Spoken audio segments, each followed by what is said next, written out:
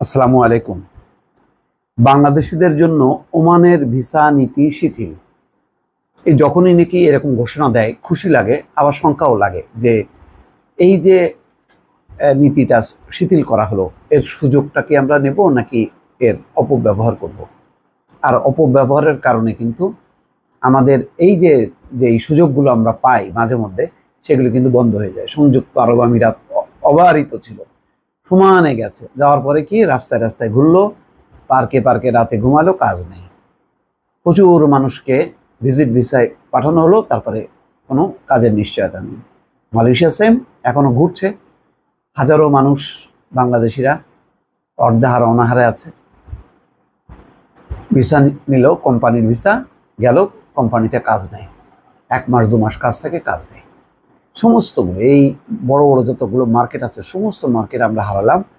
এখন এই যে ওমানের ভিসা শিথিল করলো, কড়াকড়ি ছিল বেশ কিছুদিন, এখন যে শিথিল করলো, এই শিথিলের সুযোগটা আমরা মানে নিয়ে কাজে লাগাতে পারবো নাকি এটাও আবার সেই নানা রকম অসাধু কারবারের জন্য এটা বন্ধ হয়ে যাবে। ঢাকার ওমান দূতাবাস নিশ্চিত করেছে, ওমান কর্তৃপক্ষ বাংলাদেশের নাগরিকদের নির্দিষ্ট কয়েকটি শ্রেণীর ভিসা নিষেধাজ্ঞা প্রত্যাহার করেছে। নিষেধাজ্ঞা প্রত্যাহার করা ক্যাটাগরির মধ্যে রয়েছে ফ্যামিলি ভিসা, তারপরে জিসিসি দেশগুলোতে বসবাসরত বাংলাদেশি নাগরিকদের ভিজিট ভিসা, চিকিৎসক, প্রকৌশলী, নার্স, শিক্ষক, হিসাবরক্ষক, বিনিয়োগকারী, সব ধরনের অফিসিয়াল ভিসা এবং উচ্চ আয়ের পর্যটকদের ভিসা। ঢাকাস্থ দূতাবাস নিষেধাজ্ঞা তুলে নেওয়া ক্যাটাগরির জন্য ভিসা আবেদন গ্রহণ ও প্রক্রিয়া করবে। আর ভিসা দেওয়ার জন্য রয়্যাল ওমান পুলিশের সঙ্গে সমন্বয় করে কাজ করবে। আবেদনের সঙ্গে জমা দেওয়া কাগজপত্র হলে আবেদনের ধরন ভেদে 1 থেকে 4 সপ্তাহের মধ্যে ভিসা দেওয়া হবে।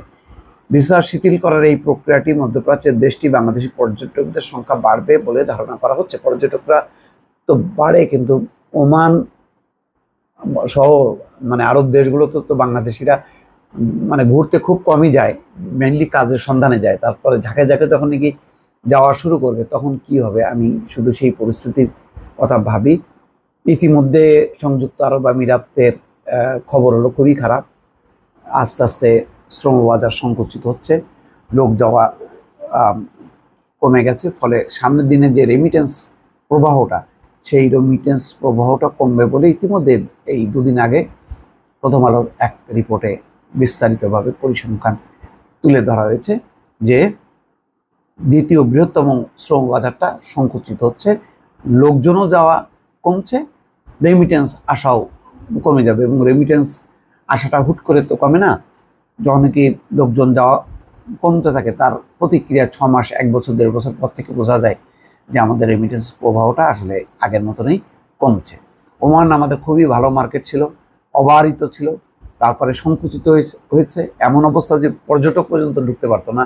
এখন তো মানে পর্যটকদের ঢোকা একটা দ্বার খুললো তারা, এবং কয়েকটি ক্যাটাগরি তারা চিহ্নিত করলো, কিন্তু সেগুলো আমরা ব্যবহার করতে পারবো কিনা আমার কিন্তু যথেষ্ট সন্দেহ আছে। দর্শক ভালো থাকবেন, আল্লাহ হাফেজ।